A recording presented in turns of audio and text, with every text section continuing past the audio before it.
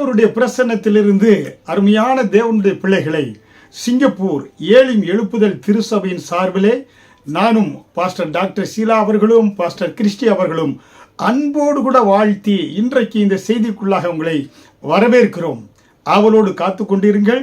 இந்த செய்திகள் நிச்சயமாக உங்களுடைய சோர்ந்து போன உள்ளத்தை அது ஒரு மறுமலர்ச்சியின் உள்ளமாக மாற்றி சுகத்தையும் பலனையும் ஆரோக்கியத்தையும் கர்த்தர் உங்களுக்கு கொடுத்து தேவன் உங்களை ஆசீர்வதித்து உயர்த்துவார். ஹல்லேலூயா. நம்முடைய கர்த்தரை போல இந்த பூமியில நல்ல தெய்வம் யாருமே கிடையாது. அதனால்தான் சங்கீதம் 34வது அதிகாரம் வசனம் 8 கர்த்தர் நல்லவர் என்பதை ருசித்து பாருங்கள் என்று வேதவசனம் சொல்கிறது. அருமையான தேவனுடைய பிள்ளைகளே, நாம் மார்க்கெட்டுக்கு செல்கிறோம் வைத்துக் கொள்ளுங்கள். பழங்கள் காய்கறிகள் எல்லாம் வாங்குகின்ற பொழுது அந்த மார்க்கெட்டில் எங்கள் சிங்கப்பூர் தேசத்தில் நாங்கள் மார்க்கெட்டு செல்கின்ற போது அநேக அந்த சீன மொழி பேசுகிறவர்கள் தான் அந்த சிங்கப்பூரியன் மார்க்கெட்டில் இருப்பாங்க. ஏன்னா அவங்க சொல்லுவாங்க, இந்த பழத்தை எடுத்து டேஸ்ட் பண்ணி பாருங்கள், இது ரொம்ப சுவையாக இருக்கும், இதை வாங்கலாம், நீங்கள் வாங்குங்கன்னு சொல்லுவாங்க. புரியுங்களா? சும்மா ஒன்றும் இல்லை, அவங்க டேஸ்ட் பண்ணி பார்க்க சொல்லி ஒரு பழத்தை எடுத்து ஒரு திராட்சையா இல்லை ஒரு மாம்பழம்னா கட் பண்ணி ஒரு பீஸ் எடுத்து கொடுப்பாங்க, சாப்பிட்டு பாருங்கள்னு சொல்லி. அதாவது அதை டேஸ்ட் பண்ணி நீங்கள் பார்த்தீங்கன்னா உங்களை உடனே என்ன செய்யும், நீங்கள் டேஸ்ட் பண்ணி பார்ப்பது மட்டுமில்ல, நம்மளை ஒரு பழத்தை டேஸ்ட் பண்ணி பார்த்துட்டோம் சும்மா இப்படி போகுது வாங்க ஆரம்பித்து விடுவீங்க. புரியுங்களா? அப்போ அந்த முன் சுவையை, அதாவது ஒரு பழத்தின் மூலமாக நாம் என்ன செய்கிறோம் அதை தெரிந்து கொள்கிறோம். அதே போல கர்த்தர் நல்லவர் என்பதை ருசித்து பாருங்கள். ஹல்லேலூயா. ஒவ்வொரு தேவனுடைய பிள்ளையும் இன்றைக்கு இயேசு கிறிஸ்துவை சொந்த இரட்சகராக ஏற்றுக்கொண்ட ஒவ்வொரு தேவனுடைய பிள்ளையும் இந்த பூமியிலே ஒவ்வொரு நாளும் நம்ம வாழ்வதற்கு, ஏன்னா இயேசுவின் பிள்ளையாக இருந்தால் யாராக இருந்தால் பூமியில் வாழ்ந்து கொண்டு இருக்கிறாங்க. விசேஷமாக கர்த்தருடைய பிள்ளைகளுக்கு கர்த்தர் இந்த கொரோனா வியாதி மற்றும் விபத்துகள் எல்லாவற்றிலிருந்தும் ஒவ்வொரு நாளும் பாதுகாத்து ஒரு புதிய நாளை காண கர்த்தர் கிருபை பாராட்டுகிறார். ஹல்லேலூயா. அப்போ அதன் மூலமாக என்ன தெரியுது, கர்த்தர் நமக்கு மட்டுமல்ல நம்ம குடும்பத்திற்கும் நல்லவராக இருக்கிறார். அநேகர் விபத்தில் மரிக்கிறாங்க, வியாதியில் மரிக்கிறாங்க. ஆனால் அப்படி மரிக்காதபடி கர்த்தர் காலத்திற்கு முன்பாக நாம் மரிக்காதபடி, கர்த்தர் நாம் கவலைகளிலே சிக்கிக் கொள்ளாதபடி, நாம் ஒருவேளை விபத்திலேயோ கை உறுப்புகள் ஒன்று இழந்தோம், இல்லை ஏதாவது பெரிய வாழ்க்கையில் சரீரத்தில் பெரிய பாதிப்பு வராதபடி தேவன் நம்மை பாதுகாத்து நடத்தி கொண்டு வரார் பாருங்க. அதுதான் கர்த்தர் நல்லவர் என்பதை நம்ம ருசித்து பார்க்கிறோம். எதன் மூலமாக? கர்த்தர் நம்மை படைத்ததின் மூலமாக. அநேகர் பிறக்கின்ற பொழுதே பார்வையற்றவர்களாக, இல்லை சரீரத்தில் ஏதாவது உறுப்புகள் பலவீனமாக பிறக்கிறார்கள். அப்படி பிறக்காதபடி கர்த்தர் படைத்ததின் மூலமாக நம்மை நன்றாக படைத்திருக்கிறார். அவர் நல்லவர் என்பதை நம்ம ருசித்து பார்க்கிறோம். உலகத்தை பார்க்கிறோம். சூரியன், சந்திரன், செடிகள், மரங்கள், மிருகங்கள் எல்லாவற்றையும் மனுக்குலத்திற்காக மனிதனுக்காக படைத்து கர்த்தர் நல்லது என்று சொன்னார். ஹல்லேலூயா. அவர் படைத்த எல்லாமே நல்லது. அதன் மூலம் கர்த்தர் நல்லவர் என்பதை நாம் ருசித்து பார்க்கிறோம். அது மட்டுமல்ல, எல்லாவற்றுக்கும் மேலாக மனிதன் தனிமையாக இருப்பது நல்லதல்ல என்று சொல்லி அவனுக்கு ஏற்ற துணையை உருவாக்குவேன் சொல்லி ஏற்ற துணையை உருவாக்கி கொடுத்தாரே, மிகவும் நல்லது என்று சொல்லி அதன் மூலமாய் கர்த்தர் நல்லவர் என்பதை நாம் பார்க்கிறோம். அது மட்டுமல்ல, கர்த்தர் அந்த படைத்த ஒவ்வொன்றையும் பார்த்தீங்கன்னா வனத்திலே, காடுகளிலே ஆண்டவர் மிருகங்களை படைச்சு வச்சிருக்கிறாரு. பார்த்தீங்கன்னாக்க குரங்குகள், மிருகங்கள் எல்லாம் ஏதாவது எங்கேயாவது மிருகங்கள் என்னன்னாக்க அதற்கு ஆகாரம் இல்லாதபடி மரித்து போயிருக்கிறது என்று நம்ம கேள்விப்பட்டிருக்கிறோமா? கூட்டம் கூட்டமாக ஆகாரம் கிடையாது, மரித்து போயிருக்கிறது என்று கேட்டிருக்கிறோமா? ஆனாலும் கர்த்தர் காட்டில் எவ்வளையோ குரங்குகள் வளர்கிறது. ஆனால் அந்த காட்டில் கூட வாழைப்பழங்களையும் அநேக பழங்களை குரங்குகள் எண்ணிக்கை காட்டிலும் பழங்களுடைய எண்ணிக்கை அதிகமாய் ஆண்டவர் பூக்க செய்து காய்க்க செய்து பழங்களை ஆண்டவர் பழுக்க செய்து அந்த காட்டில் இருக்கக்கூடிய குரங்குகள் மற்ற பறவைகள் எல்லாம் சாப்பிட்டு போக மீதி எவ்வளவோ எண்ணிக்கையில் அடங்காதது கீழே விழுகிறது. அப்ப கர்த்தர் ஒவ்வொரு ஜீவனையும் பராமரிக்கிறார். ஆகாரத்தை கொடுத்து கர்த்தர் பராமரிக்கிறார். விலங்குகளுக்கு ஆகாரத்தை கொடுத்து கர்த்தர் பராமரிக்கிறார். மனிதர்களுக்கு ஆகாரத்தை கொடுத்து, பறவைகளுக்கு ஆகாரத்தை கொடுத்து கர்த்தர் அற்புதமாய் ஆண்டவர் என்ன செய்கிறாரு, அந்த படைத்ததன் மூலமாய் அந்த ஆண்டவர் என்ன செய்கிறார், பாதுகாத்து அற்புதமாய் அவர் நல்லவர் என்பதை பறைசாற்றி கொண்டு வருகிறார். கர்த்தரை நாம் தெய்வமாய் கொண்டிருக்கிற நம்ம ஆண்டவர் நம்மை பராமரிக்கிறார். ஆகாரத்தை கொடுத்து, ஆகாரம் மட்டுமல்ல அந்த ஆகாரத்தை சாப்பிடுவதற்கேற்ற சரீரத்தில் நல்ல எல்லாம் செரிப்பதற்கேற்ற உறுப்புகள் நன்றாக இயங்கும்படியாக இப்படியாக பராமரிப்பதன் மூலமாக கர்த்தர் நல்லவர் என்பதை நம்ம ருசித்து பார்க்கிறோம். ஹல்லேலூயா. அதற்கு மேலாக கர்த்தர் நம்மை பாதுகாப்பதினாலே, ஹல்லேலூயா, மனிதனை படைத்து எல்லா விதமான இயற்கை சீற்றங்கள், விபத்துக்கள், மழை, வெயில் எல்லாவற்றுக்கும் விலக்கி பாதுகாத்து அற்புதமாய் ஆண்டவர் நம்மை பாதுகாத்து கொண்டு வருகிறார். மிருகங்களை பாதுகாக்கிறார், மனிதர்களை பாதுகாக்கிறார். ஒவ்வொருவருக்கும் தங்குவதற்கேற்ற வீடு, பறவைகளுக்கேற்ற கூடு எல்லாவற்றையும் கொடுத்து ஆண்டவர் அற்புதமாய் பாதுகாத்து நடத்தி கொண்டு வருகிறார். இப்போ கர்த்தர் நல்லவர் என்பதை எதன் மூலமாக தெரிந்து கொள்ள முடியும்? கர்த்தர் நல்லவர் என்பதை அவர் படைத்ததன் மூலமாக நல்லவர் என்பதை நாம் தெரிந்து கொள்ள முடியும். அவர் அதே போல நம்மை ஆண்டவர் பராமரிப்பதன் மூலமாக நல்லவர் என்று தெரிந்து கொள்ள முடியும்.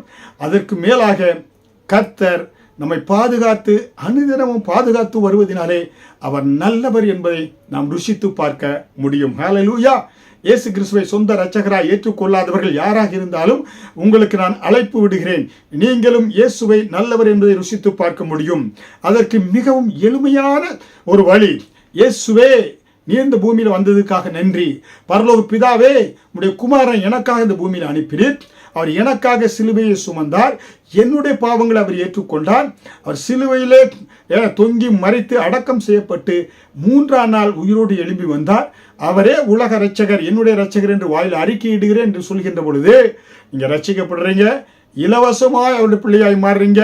இதற்காக நீங்க மதம் மாற வேண்டியதில்லை, நீங்க காவி எடுக்க வேண்டியதில்லை, பாத யாத்திரை செல்ல வேண்டியதில்லை. இதை வாயில இலவாக ரட்சிக்கப்பட விசுவாசிக்க வேண்டும். வாயில அறிக்கை செய்கின்ற போது நீங்க அறிக்கை செய்த உடனே அவருடைய பிள்ளையாய் மாறுறீங்க. கர்த்தர் நல்லவர் என்பதை ஒவ்வொரு நிமிடமும் ஒவ்வொரு நாளும் நீங்க ருசிக்க ஆரம்பிக்கிறீங்க.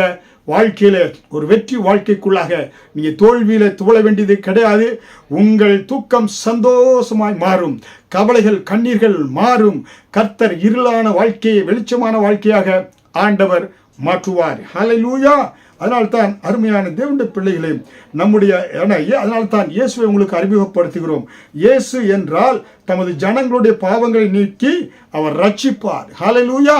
இந்த உலகத்திலே ஒரே ரட்சிப்பு, உங்களுக்கு ரட்சிப்பு ஒரே ஒருவர் மூலம் தான் உண்டு.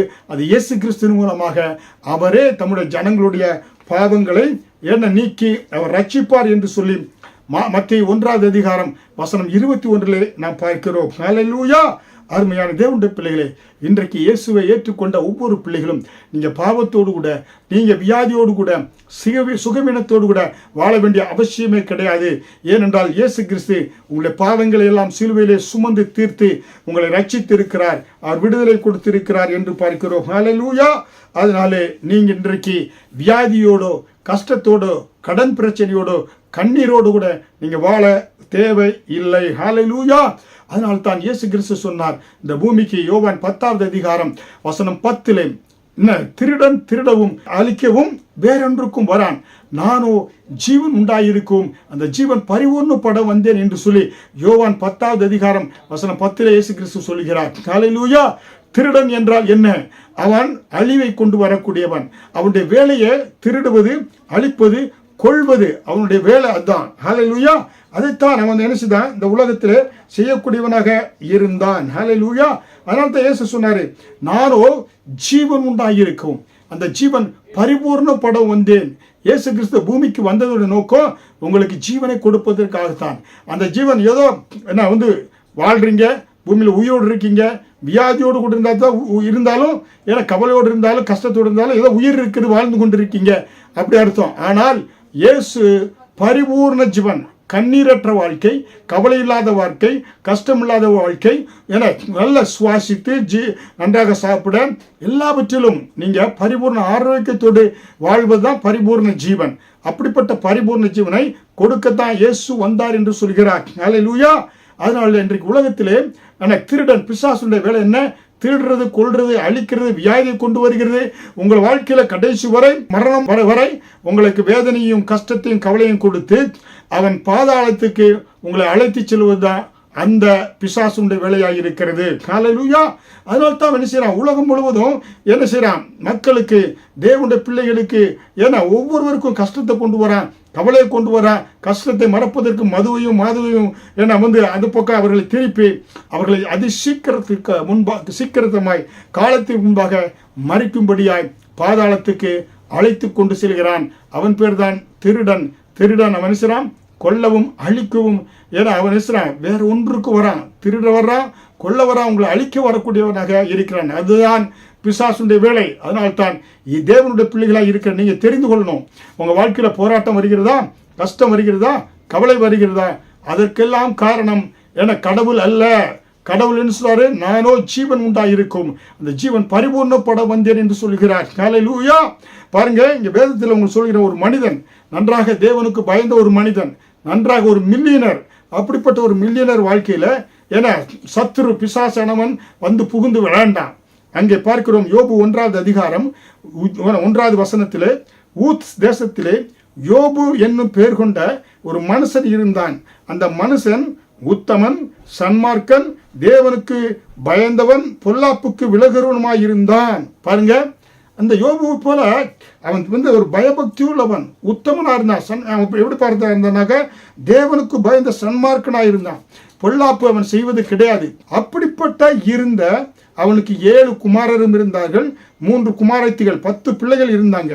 அவனுக்கு 7000 ஆடுகளும் 3000 ஒட்டகங்களும் 500 ஏர்மாடுகளும் 500 கழுதைகளுமாய் மிருக ஜீவன்கள் இருந்ததுமன்று திரளான பணிவிடைக்காரரும் இருந்தார்கள். அதனால் அந்த மனுஷன் கிழக்கத்து புத்திரர் எல்லாரிலும் பெரியவனாக இருந்தான் என்று பார்க்கிறோம். பெரிய ஒரு செல்வச்சி மாந்தாய். அதாவது இன்றைக்கு நிலவில் நம்ம சொன்னோம்னா அது ஒரு ஊத்ஸ் என்ற ஒரு மாகாண ஒரு மாநிலம். அந்த மாநிலத்துக்கே ஒரு கவர்னர் அந்தஸ்தில் இருந்தவன் தான் என யோபு என்று நம்ம பார்க்கிறோம். அவன் தான் அந்த மாநிலத்தில் முதன்மையானவன், உயர்ந்தவனாக இருந்தான். கிழக்கத்து புத்திர எல்லாரிலும் அவன் தான் ஒரு பெரியவனாக இருந்தான். அவனுக்கு வேலைக்காரர்கள் வேணுங்க. ஏன்னா பார்த்தீங்கன்னா 7000 ஆடுகள், பார்த்தீங்கன்னா 3000 ஒட்டகங்கள்.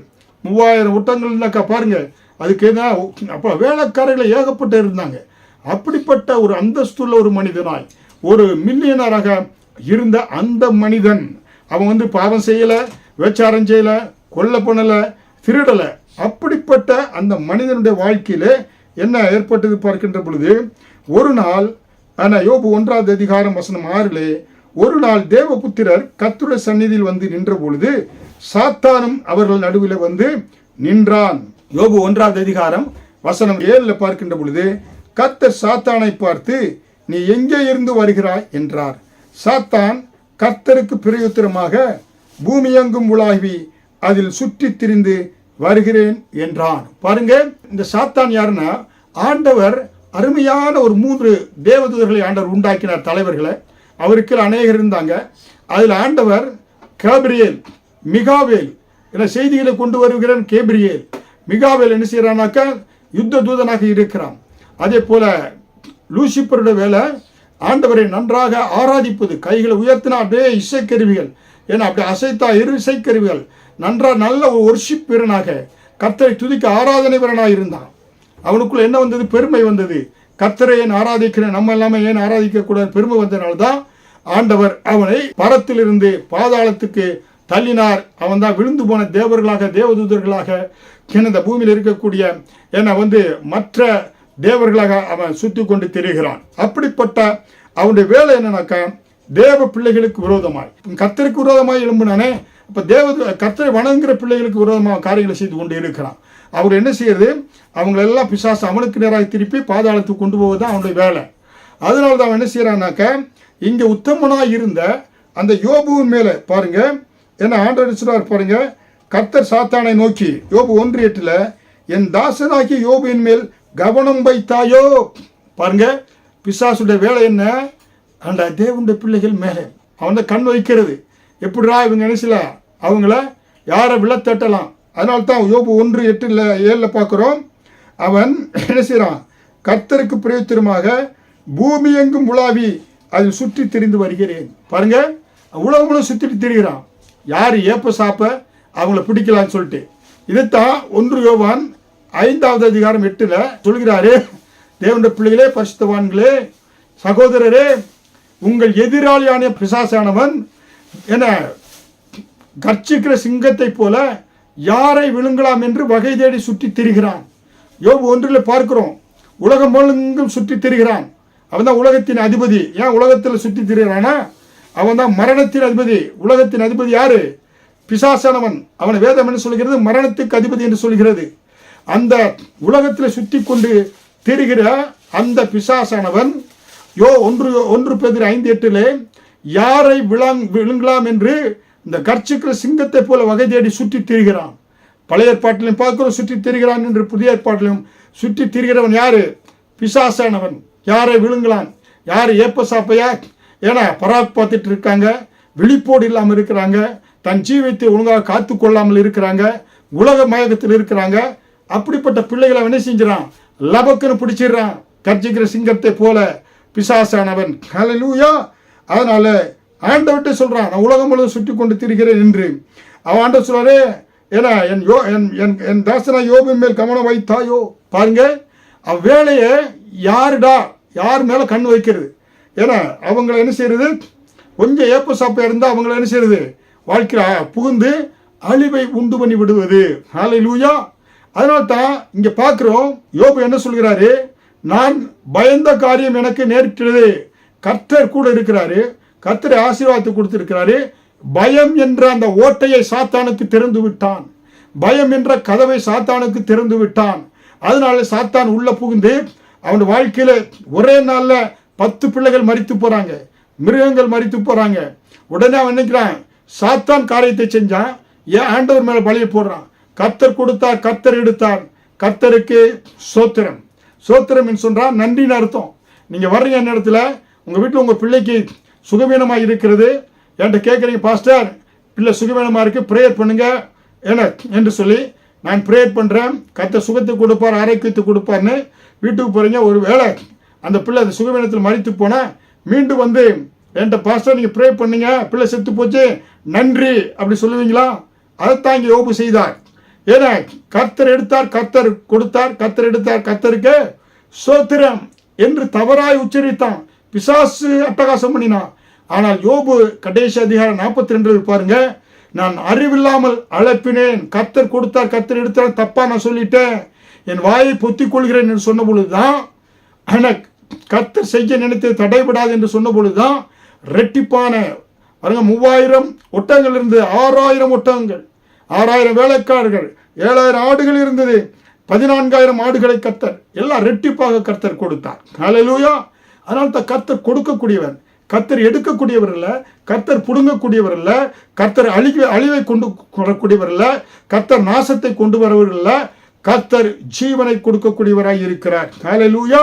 அதனால தான் ஆண்டவர் என்ன சொன்னாரு? சாவை விரும்புகிற மனிதனுடைய சாவை நான் விரும்புவதில்லை என்று சொல்லி கர்த்தர் எசேக்கியேல் 18 அதிகாரம் வசனம் 32 என்று சொல்கிறாரு, சாகிறவனுடைய சாவை நான் விரும்புவதில்லை. ஹல்லேலூயா. நீங்க பிழைத்திருங்க என்று சொல்றாரு. எந்த மனிதன் தேவனுடைய பிள்ளைகள் சாவை விரும்புறீங்கன்னா அந்த டெத்தை கர்த்தர் கேன்சல் பண்ணுகிறார், ஜீவனை கொடுக்கிறாராம். தேவனுடைய விருப்பம் தேவனுடைய பிள்ளைகள் காலத்துக்கு முன்பாக மறிக்க கூடாது என்பதுதான் ஏன்னா தேவனுடைய விருப்பம். அதனால்தான் எசேக்கியேல் 18:32 சாகிறவனை சாவை நான் விரும்புவதில்லை. ஹல்லேலூயா. எப்படிப்பட்ட ஆண்டவர்! ஹல்லேலூயா. ஜீவனை கொடுக்கக்கூடியவர், பரிபூர்ண ஜீவனை தரக்கூடியவர். ஹல்லேலூயா. அதனால்தான் தேவனை நீங்க விசுவாசிக்க வேண்டும். ஹல்லேலூயா. எபிரேயர் 10 அதிகாரம் வசனம் 23 அல்லாமலும் நம்முடைய நம்பிக்கையை அறிக்கையிடுகிறதில் அசைவில்லாமல் உறுதியாயிருக்க கடவோம், வாக்குத்தத்தம் பண்ணினவர் உண்மையுள்ளவராயிருக்கிறாரே. ஹல்லேலூயா. ஆண்டவர் வாக்குத்தத்தம் பண்ணியிருக்கிறாரு. என்ன வாக்கு? சாகிறவன் சாவை நான் விரும்புவதில்லை என்று சொல்லியிருக்கிறார். ஹல்லேலூயா. கர்த்தர் உலகத்தின் முறிவு பழிந்தோம் சகல நாட்கள் உன்னோடு கூட இருப்பேன் வாக்குத்தத்தம் பண்ணியிருக்கிறார். உன்னை ஆசீர்வதிக்கவே ஆசீர்வதித்து உன்னை பெருக பண்ணுவேன் என்று சொல்லியிருக்கிறார். உன் பேரை பெருமைப்படுத்துவேன் என்று வாக்கு கொடுத்திருக்கிறார்.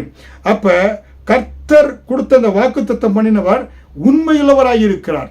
ஆபிரகாமை ஆசீர்வதித்து ஜாதிகள் ஜனங்களுக்கு தகப்பனாய் உண்டாக்குவேன் என்று சொன்ன பிள்ளை இல்லாத ஒரு மனிதரை ஜாதிகளுக்கு, என் உலகத்தில் இருக்கிற எல்லா யூதர்கள், இஸ்லாமியர்கள், கிறிஸ்தவர்கள் எல்லாருக்கும் தகப்பனாக ஆண்டவர் ஆபிரகாமை மாற்றினார்ல. அந்த வாக்குத்தத்தத்தை நிறைவேற்றுவதற்கு உண்மையுள்ளவராய் இருக்கிறார்.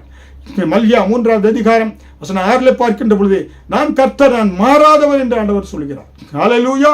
எபிரேயர் 13வது அதிகாரம் வசனம் 8 இயேசு கிறிஸ்து நேற்றும் இன்றும் என்றும் மாறாதவராய் இருக்கிறார். வாக்கு ஆண்டவர் கொடுத்துட்டா, நான் ஜீவன் உண்டாயிருக்கும், அந்த ஜீவன் பரிபூர்ணப்பட வந்தேன் என்று வாக்கு கொடுத்து விட்டால் அந்த வாக்கை நிறைவேற்றுவதற்கு தேவன் உண்மையுள்ள தேவனாய் இருக்கிறார். யாக்கோபு 1வது அதிகாரம் வசனம் 17, நன்மையான எந்த ஈவும் பூரணமான எந்த வரமும் பரத்திலிருந்து உண்டாகி அது என்ன செய்யறாக்க அவர் தேவனுடைய பிள்ளைகளை நோக்கி அது இறங்கி வரக்கூடியதாக இருக்கிறது. ஹல்லேலூயா. நன்மையான எந்த ஈவும் பூர்ணமான எந்த வரமும் பரத்திலிருந்து உண்டாகி தேவனுடைய பிள்ளைகளை நோக்கி அது இறங்கி வரக்கூடியதாக இருக்கிறது என்று பார்க்கிறோம். ஹல்லேலூயா.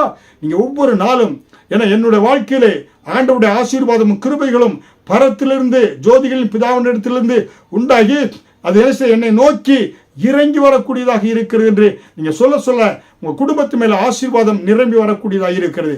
என்றால் நான் கர்த்தர், நான் மாறாதவர் என்று சொன்னாரே, வாக்குத்தத்தம் பண்ணினவர் உண்மையுள்ளவராய் இருக்கிறார் என்று பார்க்கிறோம். ஹல்லேலூயா. அப்படி வாக்குத்தத்தம் பண்ணினவர் அவரிடத்தில் சிறிதளவு வேணும் என்ன, அவரிடத்தில் அவிசுவாசம் கிடையாது. அதை நிறைவேற்றுவதற்கு அவர் வல்லமையுள்ள தேவனாக இருக்கிறார். அவருக்கு சிறிதளவில் அதில் மாற்றம் இல்லை. அவர் அந்த மாற்றத்தினுடைய நிழலும் அதில் இல்லையா. ஆண்டவர் வாக்குத்தத்தம் பண்ணாரா, அதை நிறைவேற்றுவதற்கு உண்மையுள்ள தேவனாக இருக்கிறார். ஹல்லேலூயா. எவ்வளவு பெரிய நமக்கு ஆசீர்வாதம் பாருங்க. சங்கீதம் 91:6 வசனம் 16, நீடித்த நாட்களால் அவனை திருப்தியாக்கி என் ரட்சிப்பை அவனுக்கு காண்பிப்பேன் என்று வாக்கு கொடுக்கிறார். வாக்குத்தத்தம் செய்தவர் வாக்குத்தத்தத்தை நிறைவேற்றுவதற்கு உண்மையுள்ள தேவனாய் இருக்கிறார். நீடித்த நாட்கள் உங்களை நான் திருப்தியாக்கி ரட்சிப்பை அவனுக்கு காண்பிப்பேன் என்று சொன்னால் நிச்சயமாக ஆண்டவர் காண்பிப்பார். ஹல்லேலூயா. அதனால்தான் அருமையான தேவனுடைய பிள்ளைகளே, கர்த்தர் இன்றைக்கு வியாதியோடு இருக்கிறீங்களா, ஒருவேளை மரண படுக்கையில் இருக்கிறீங்களா, எசேக்கியேல் 18வது அதிகாரம் வசனம் 22 படி, சாகரனுடைய சாவை நான் விரும்புவதில்லை, நீங்கள் பிழைத்திருங்கள் என்று ஆண்டவர் வாக்கு கொடுக்கிறார். ஹல்லேலூயா. அருமையான தேவனுடைய பிள்ளைகளே, கர்த்தர் மேலே விசுவாசத்தை வைங்க. ஹல்லேலூயா. இயேசு இன்றைக்கு என்ன செய்றாரு, ஜீவனை கொடுக்கிறார், வியாதி படுக்கையை மாற்றுகிறார். இன்றைக்கு கவலையோடு கண்ணீரோடு இருக்கிறீங்களா, கர்த்தருடைய வாக்குத்தத்தங்கள் கடலிலே புயலே சிக்கி கொண்டிருக்கிற கப்பலுக்கு எப்படி கலங்கரை விளக்கு, எப்படி அந்த லைட் ஹவுஸ் ஒரு நம்பிக்கை கொடுத்து அதை அந்த துறைமுகத்தை நோக்கி வருகிறது போல கர்த்தருடைய வாக்குத்தத்தங்கள் நீங்க வாழ்க்கையை தத்தளித்துக் கொண்டிருக்கீங்களா, கர்த்தருடைய வாக்குத்தத்தங்கள் உங்களை நோக்கி வந்து கொண்டிருக்கிறது. இதோ உலகத்தின் முடிவு சகல நாட்களும் உன்னோடு கூட இருப்பேன், உன்னை விட்டு விலகுவதும் இல்லை கைவிடுவதும் இல்லை என்று சொல்கிறாரே. ஹல்லேலூயா. ஆனால் தான் நம்முடைய ஆண்டவர் நேற்றும் இன்றும் என்றும் மாறாதவராயிருக்கிறார். ஹல்லேலூயா. மத்தேயு 9வது அதிகாரம் வசனம் 35, இயேசு சகல பட்டணங்களையும் கிராமங்களையும் சுற்றி நடந்து ஜெப ஆலயங்களில் உபதேசித்து ராஜ்யத்தின் சுவிசேஷத்தை பிரசங்கித்து ஜனங்களுக்கு உண்டாயிருந்த சகல வியாதிகளையும் சகல நோய்களையும் நீக்கி அவர்களை சொஸ்தமாக்கினார் என்று சொல்லி மத்தேயு 9வது அதிகாரம் வசனம் 35 பார்க்கிறோம். இயேசு பூமியில் இருந்த நாட்களிலே சகல ஜனங்களும் அவரிடத்தில் வந்த எல்லா மக்களையும் கர்த்தர் சொஸ்தமாக்கினார். ஹல்லேலூயா. அவர் நேற்றும் இன்றும் என்று மாறாதவராய் இருக்கிறார். இன்றைக்கும் இயேசுவிடத்தில் கல்வாரண்டே வந்த இயேசுவை நோக்கி வருகிற ஒவ்வொரு பிள்ளைகளுக்கும் சுகத்தை கொடுக்கிறார், ஆரோக்கியத்தை கொடுக்கிறார், பலனை கொடுக்கிறார். நீங்க கஷ்டத்தோடு கவலையோடு கண்ணீரோடு வாழ தேவையில்லை. ஹல்லேலூயா.